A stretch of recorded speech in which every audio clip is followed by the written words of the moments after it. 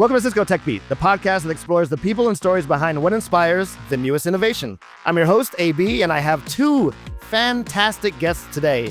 Cisco's very own Chief Social Impact and Sustainability Officer, Mr. Brian Tippens, and a man who needs no introduction, a world-renowned chef, humanitarian, and the founder of World Central Kitchen, Chef José Andrés. Welcome, gentlemen.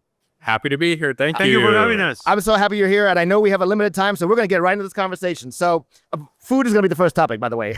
Big surprise. I like it. Food really transcends everything, whether it's politics or what have you. So, as a professional chef, how has your experience seeing food really connect humans, whether it's a high-end restaurant or even a war-stricken zone? Well, food is politics, Okay. and food is good politics. 90+% of Americans believe that every children in America should be fed. Actually, food is the right type of politics because in more ways than one, I think, brings people together. I see it when I go to emergencies in hurricanes. In the worst moments of America, the best of America shows up. It's not politics. It's not red and blue. It's not Republicans and Democrats. It's people helping people. People feeding people. People giving dignity to people. But food is really the thing we need to be concentrating the most, because when we talk about what moves humanity, it seems that right now, because wars and other things, we're talking about gas, we're talking about fuel. Well, the gas moves my car. The most important energy that feeds every human, the almost 9 billion people we're about to be, that's food. Food is the most important energy. That's why for me, when we talk about food, food needs to be at the very highest on how our governments are going to be trying to lead us, for one very simple reason.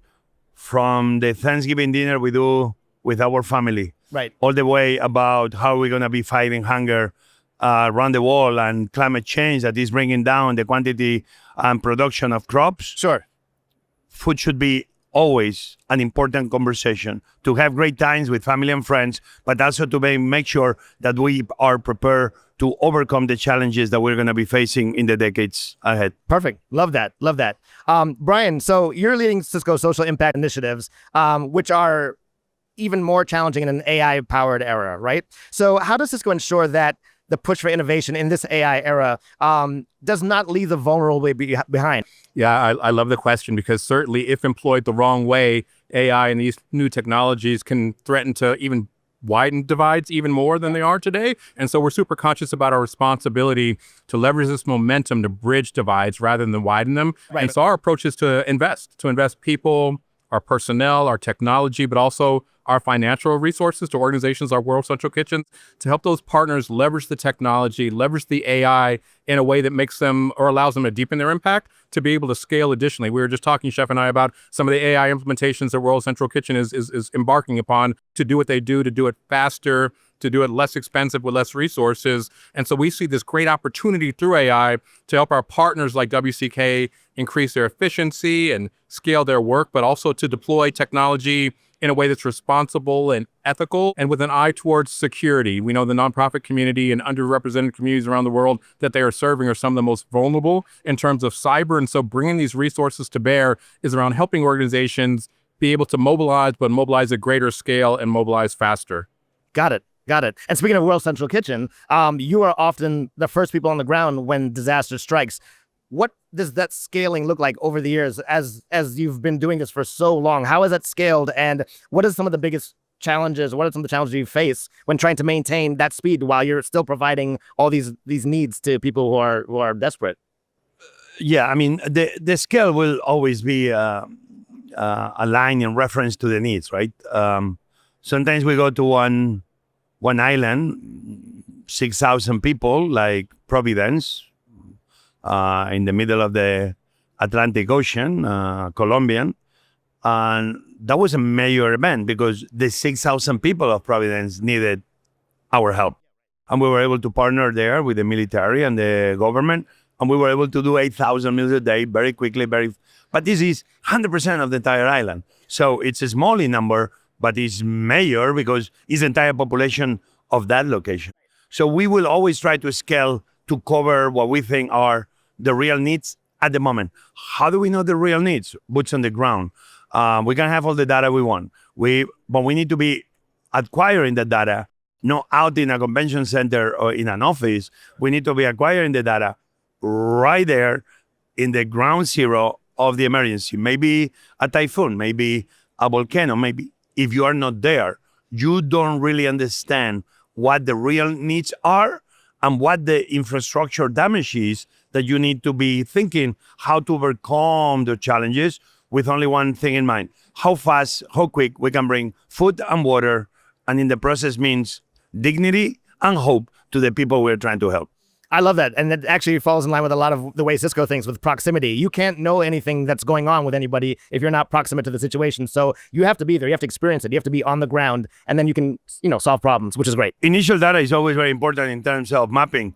If we understand in an earthquake what is the area has been damaged, help us better to know where we have to go to have eyes on the point. If we understand where the volcano is, lava, who is being affected, it helps. In a hurricane, what area of the eye of the hurricane has been having the most brutal winds? We know those and how quick it's been moving. So that early data is always also very important because allows you to go with boots on the ground to the right locations from the beginning. Love that. Love that. And Brian, from a Cisco perspective, since we're involved in disaster relief and other motions, it's not just about funding, right? It's restoring infrastructure, right? Like, what do we do with our technology that really gives us the ability to restore connectivity that acts as a catalyst for other humanitarian efforts? Yeah, it's just as you mentioned. It's about money, certainly. We're able to leverage our Cisco Foundation and the resources of our team members who want to donate in times of crisis to provide dollars to World Central Kitchen as they're mobilizing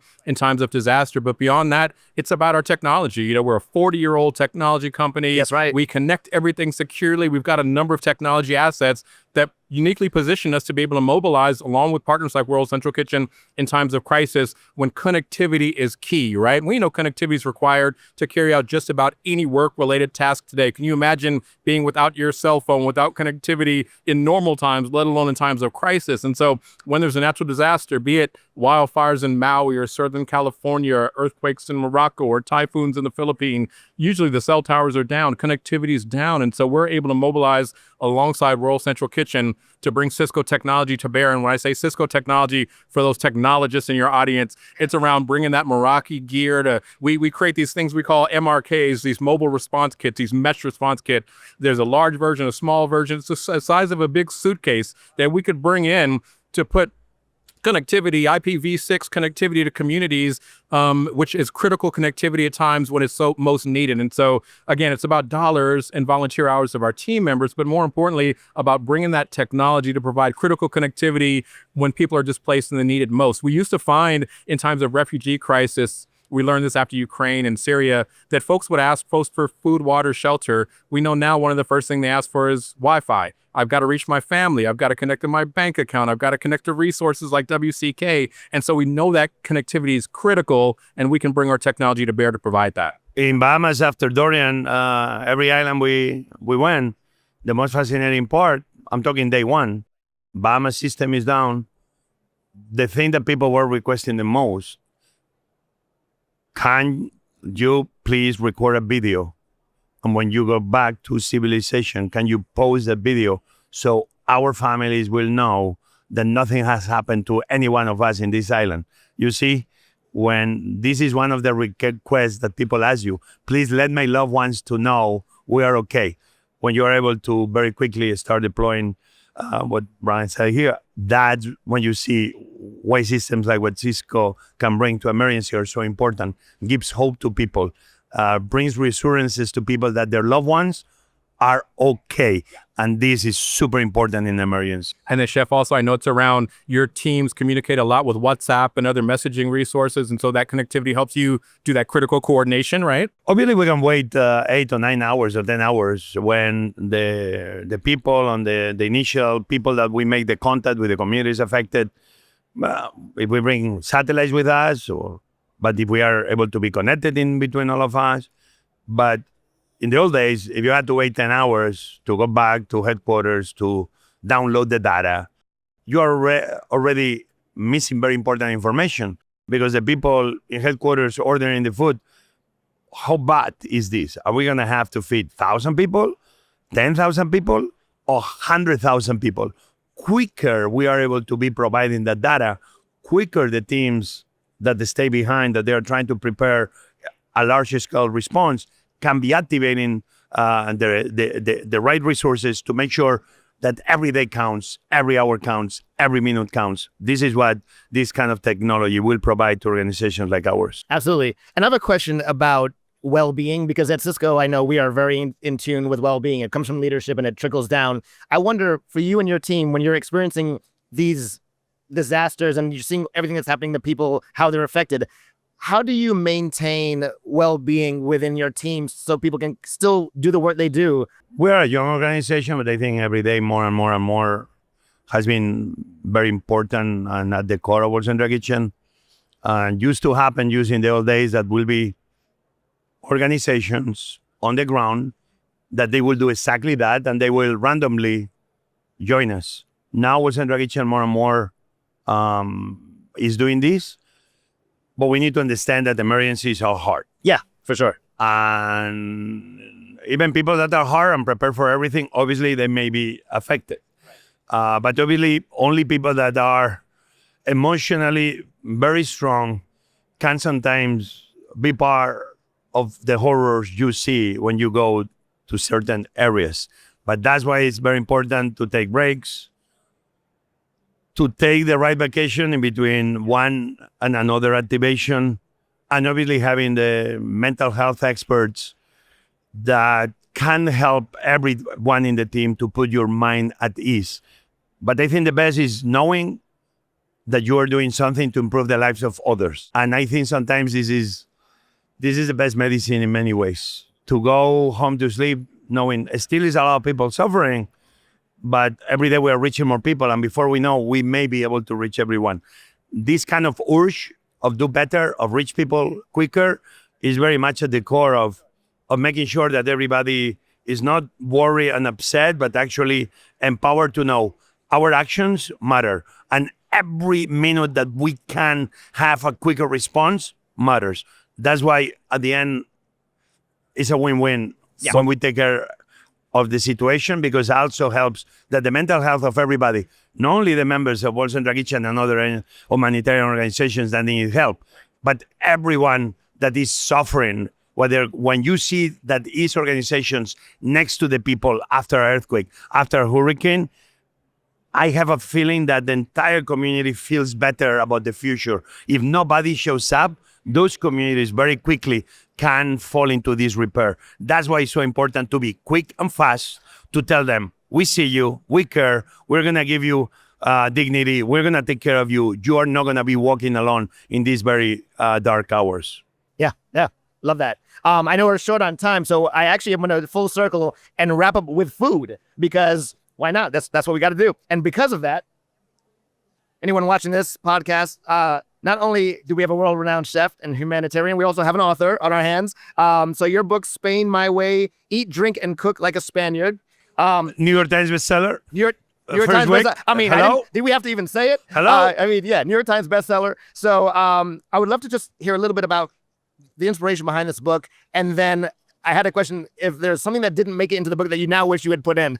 Can I just say before you do that, do, that we just finished the stage here at Cisco Live with a fireside chat, and we gave away 100 copies of that book. No kidding. And people were so excited to have one of the first copies of that book. Yeah. So, in this book is a lot of stories of my childhood. And one recipe is the croquetas. My mom used to make them. Very leftover food put into a bechamel that she will roll in breadcrumbs and fry. Oh my God, this for me was food for the heavens.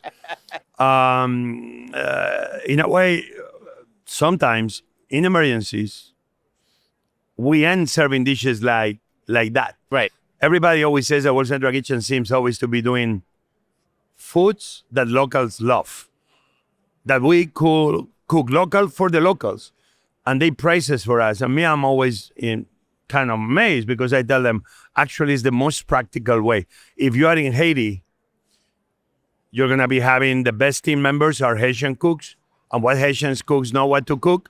Haitian food. Yes. And what the people wants to eat? Haitian food. So for us, it's just pure pragmatism that when we go somewhere, we end cooking the food that the locals want. When we were in Valencia, in Spain, was a very big flooding, hundreds of lives lost, thousands of homes lost, tens of thousands of cars destroyed, and very major flooding. What we were cooking the day after, in the destruction of all in the heart of Valencia, paella. Why? Oh. Because the local cooks knew how to cook it. love paella. The local people is what they love. So you have to be also very pragmatic that in emergencies, the way to give hope, dignity to people, yes, is why not.